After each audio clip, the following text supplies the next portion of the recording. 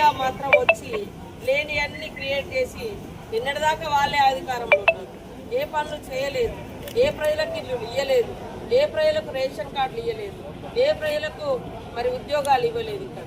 కానీ మరి డ్రామా కంపెనీలు అయితే బాగా బయలుదేరి పనిచేస్తూ ఉన్నాయి. ఏది ఏమైనా ప్రజలు వాస్తవాలు తెలుసుకోండి. ఈ యొక్క నియోజకవర్గ అభివృద్ధికి పెద్ద ఎత్తున మరి ముఖ్యమంత్రి గారు కూడా నిధులు అందజేస్తూ ఉన్నారు. సమ్మక్క సారలమ్మ సన్నిధిలో ఉన్నాం.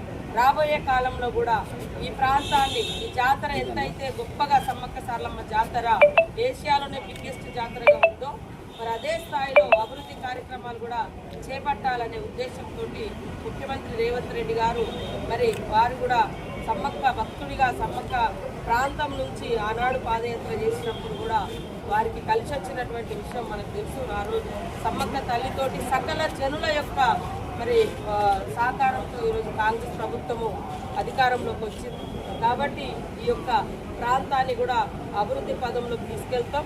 ఇప్పటికే పెద్ద ఎత్తున పిఆర్ రోడ్లు కానీ, పంచాయతీరాజ్ శాఖ నుంచి రోడ్లు కానీ, ఇప్పటికే మరి పంచాయతీరాజ్ శాఖ నుంచి కూడా షెడ్ కూడా వేస్తూ ఉన్నాం. నీడ కోసం పర్మనెంట్ స్ట్రక్చర్ వేస్తూ ఉన్నాం.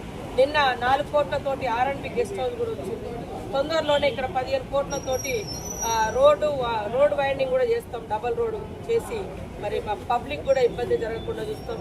దాదాపుగా ఇవన్నిటి రాకనే జాతర పేరు మీదనే ఒక 150 కోట్లు ఈసారి అదనంగా రిలీజ్ చేసి పర్మనెంట్ స్ట్రక్చర్, పర్మనెంట్గా ఉండాలి పనులన్నీ. ఈ ప్రాంత ప్రజలందరూ కూడా అనుకూలంగా అభివృద్ధి జరగాలి.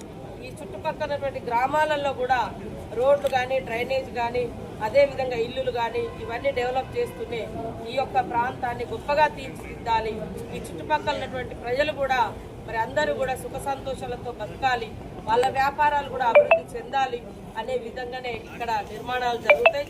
రాబోయే కాలంలో జాతరకు పర్మనెంట్గా అంటే రెగ్యులర్గా భక్తులు కూడా వస్తూ ఉన్నారు. వచ్చినా కూడా వాళ్లకు అన్ని సౌకర్యాలు ఉండే విధంగా ఏర్పాటు చేయాలని మాస్టర్ ప్లాన్ కూడా రెడీ అవుతుంది.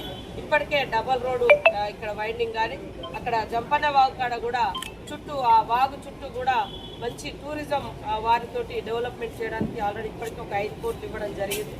జంక్షన్స్ కూడా ఇక్కడ సమ్మక్క సారలమ్మ ప్రతిరూపాలు ఉండే విధంగా మన తాడువాయిలో కానీ, పස්සర్లో కానీ, నార్లాపురం కాడ కూడా ఒక ప్లేస్ ఉంది మంచిది. అది కూడా మంచిగా డెవలప్ చేయాలి.